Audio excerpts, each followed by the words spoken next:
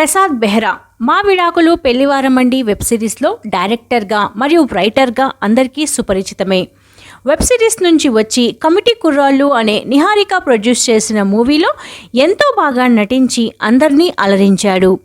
Prasad Behra పెళ్లివారమండి mechanic web సిరీస్లో నటించే అమ్మాయి డిసెంబర్ 11న షూటింగ్ ముగించుకొని వెళ్తుండగా తనతో అసభ్యంగా ప్రవర్తించాడని జూబ్లీహిల్స్ పోలీస్ స్టేషన్లో కంప్లైంట్ ఇచ్చింది.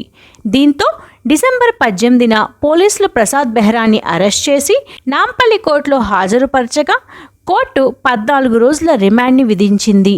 అసలు ప్రసాద్ బెహ్రాపై వేసిన కేసులో నిజం ఎంత ఉంది? ప్రసాద్ బెహ్రా తన భార్యకు ఎందుకు విడాకులు ఇచ్చాడు? ఈ విషయాలు ఈ వీడియోలో తెలుసుకుందాం. ప్రసాద్ బెహ్రా ఇతను 1992 జనవరి 3న ఆంధ్రప్రదేశ్లోని శ్రీకాకుళంలో ఒక నిరుపేద కుటుంబంలో జన్మించాడు. తండ్రి ధర్మానంద్ బెహ్రా, తల్లి పార్వతీ బెహ్రా, చెల్లి కూడా ఉంది. ప్రసాద్ తండ్రి ఒక ఫ్యాక్టరీలో పనిచేస్తూ కుటుంబాన్ని పోషించేవాడు. తల్లి ఇంట్లోనే ఉండేది. ప్రసాద్ బెహ్రాకి 3 ఏళ్లు ఉన్నప్పుడే తండ్రి అనారోగ్య కారణంగా చనిపోయారు.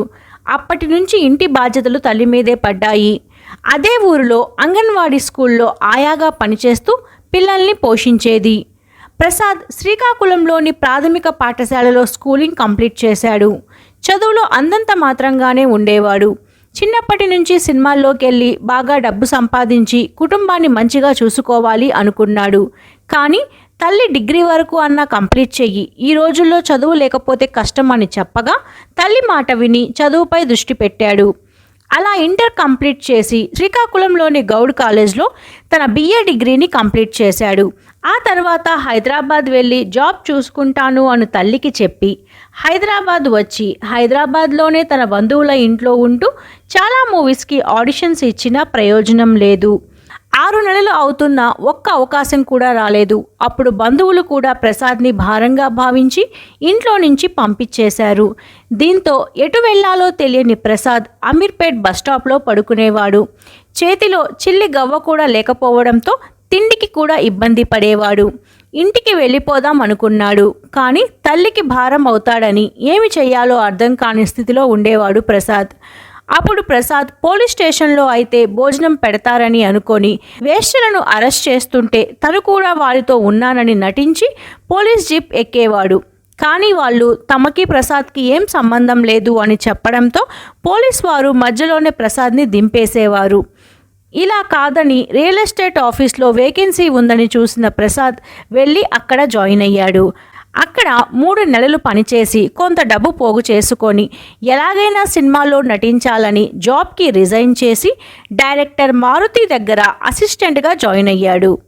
అలా ఆ తర్వాత కొంతమంది డైరెక్టర్స్ దగ్గర పనిచేసి కొంతవరకు ఎక్స్పీరియన్స్ని తెచ్చుకున్నాడు.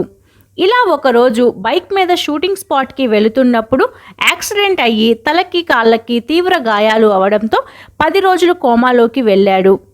ఇక కొడుకు పరిస్థితి తెలిసి తల్లి 2010లో ప్రసాద్ని శ్రీకాకుళం తీసుకొని వెళ్ళిపోయింది. అలా 6 మంత్స్లో రికవర్ అయ్యి అక్కడే ఒక కంపెనీలో 5 సంవత్సరాలు పనిచేసి కొంత డబ్బు సంపాదించి చెల్లి పెళ్లి చేసి తన బాధ్యతను తీర్చుకున్నాడు. ఎంత ట్రై చేసినా తన మనసు సినిమాలపైనే లాగుతుండడంతో తన తల్లిని ఒప్పించి 2015లో మళ్ళీ ఇండస్ట్రీలోకి ఎంట్రీ ఇచ్చాడు. కానీ నటుడిగా కాకుండా రైటర్గా వర్క్ చేయాలని తనకి తెలిసిన మేనేజర్ని కలిసి ఛాన్స్ అడగగా ప్రసాద్కి ఈటీవీలో వచ్చిన లైఫ్ ఈజ్ బ్యూటిఫుల్, అల్లరే అల్లరి అనే సీరియల్స్కి అసిస్టెంట్ రైటర్గా, అసిస్టెంట్ డైరెక్టర్గా పనిచేసే అవకాశం వచ్చింది.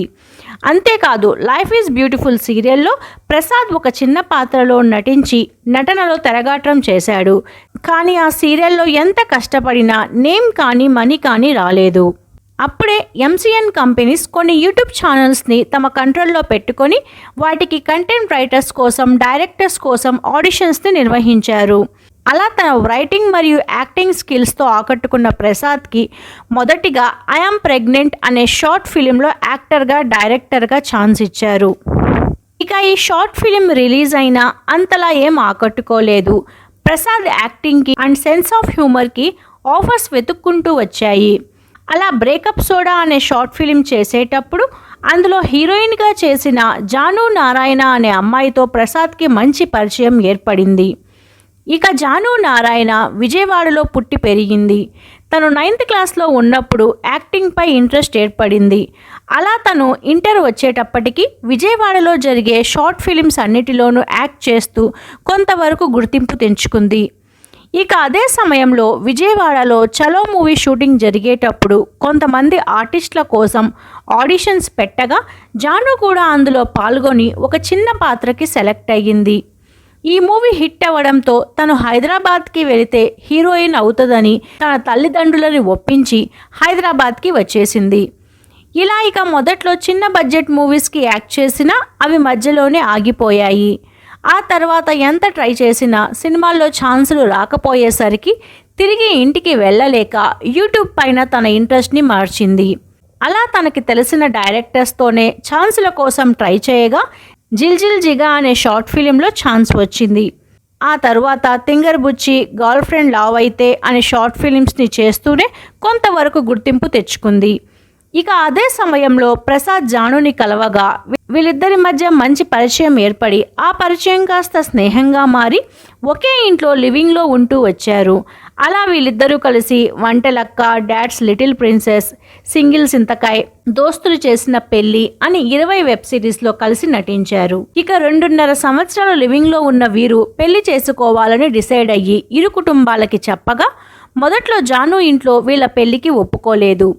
అయినా పట్టుబడి కూర్చోవడంతో మరో దారి లేక ఇరు కుటుంబ సభ్యులు 2021 జనవరి 15న వీళ్ళిద్దరికీ పెళ్లి చేశారు.